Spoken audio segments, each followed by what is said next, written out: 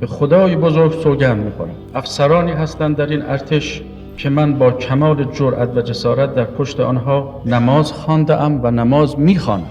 بد نیست از یکی از افسران پاک اسمی برم به نام سرگرد صیاد شیرازی که هم اکنون به فرماندهی عملیات غرب منصوب شده است و یک سرگرد است. آوازه صیاد شنیده بودیم که در کردستان یه سرگرد جوانی داره ابتکارات خیلی جالبی که داره و دائم داره پیروزی‌های یکی پس از دیگری واقعا به دست میاره. شهید صیاد همیشه خواهان وحدت بین ارتش و سپاه بود و معتقد بود وقتی این دو ارگان با هم باشن هیچ موقع ما در عملیات ها ناموفق نمیشیم. همیشه اون موقع شعار میدادن ارتش و سپاهی دو لشکر الهی. صیاد اومد اینو عوض کرد، گفت ارتش و سپاهی یک لشکر الهی. صیاد شیرازی یک فرمانده واقعا شجاع بود. در بسیاری از عملیات ها در خط مقدم شرکت میکرد. و امروز ما اعتراف میکنیم به اینکه وحدت و یکپارچگی و اون هماهنگی رزمندگان اسلام در جبهه نبرد یکی از بزرگترین عوامل موفقیت که جناب عالی از همون روزهای اول انقلاب به ما تأکید میکردید که وحدت خودتون رو حفظ کنید، هماهنگی داشته باشید در عملیات.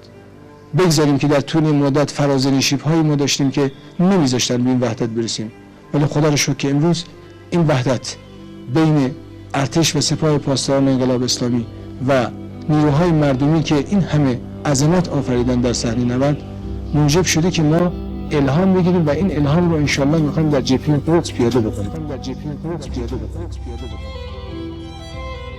این افسری است که در روزگار گذشته، سال گذشته در سردشت همراه من بود و پاکی و تقوا و ایمان و شجاعت هر چه بخواهید در این افسر بی‌نظیر است. افسری است که در تفسیر قرآن شاید بگویم از اکثریت کسانی که در اینجا نشستند تبحر زیادتری داشته باشد.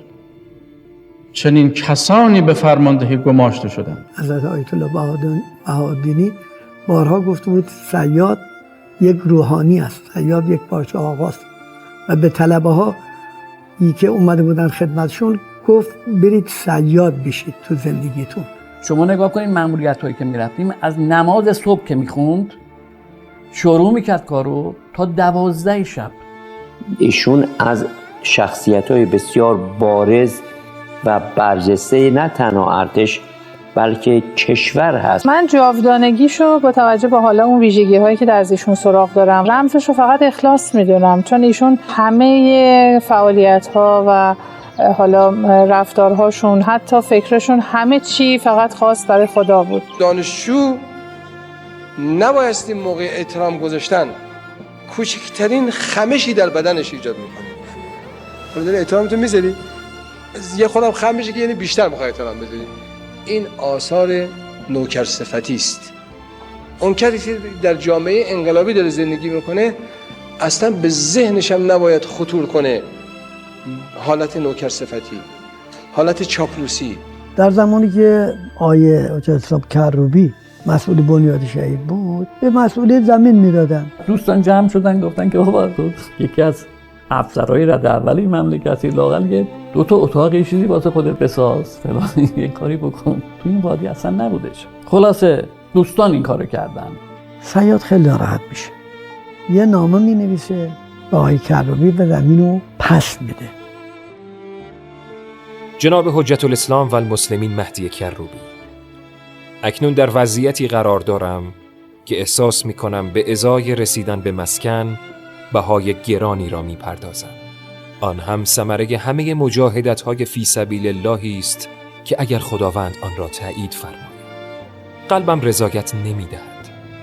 خدا می‌داند نه تنها خود را لایق چنین عنایاتی از جمهوری اسلامی نمی‌دانم، بلکه همچنان مدیون هستم و باید تا روزی که نفس در بدن دارم عاشقانه به اسلام عزیز خدمت نمایم.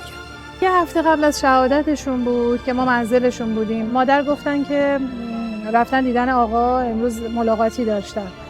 بعد گفتن خب راستی خبرم هست یه درجه آقا بهشون دادن، قرار روز ارتش این درجه رو بهشون اهدا بکنن. خیلی خوشحال بودم.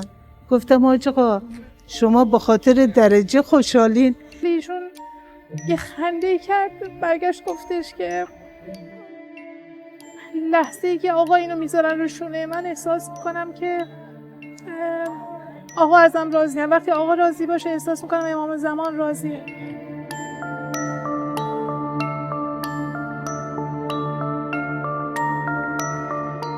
این صیاد شیرازی رو صدام خیلی ترغیبش بود.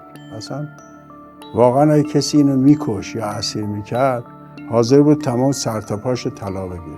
ترور ایشون خب یه تروری بود که برخواسته از حرکت منافقین بود. بعد 10 سال که از جنگ گذشته بود ما اصلا فکر نمی کردیم بیان جلو در خونه بیان بزنن بابا رو. دیدیم یه فردی با لباس رفتگری، ماسک هم زده و جارو به دست داره میاد نزدیک مسجد کلیسا. همین جیب از داخل جیبش در آورد، شروع کرد 2 دستی تیراندازی کردن.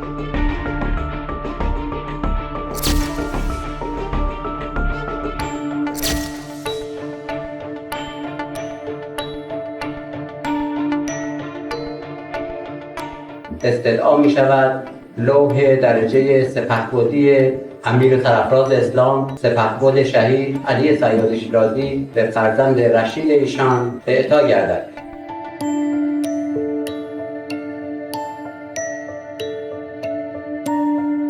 رب ادخلنی مدخل الصدق و اخرجنی مخرج الصدق واجعل لی من لدنک سلطانا نصیرا.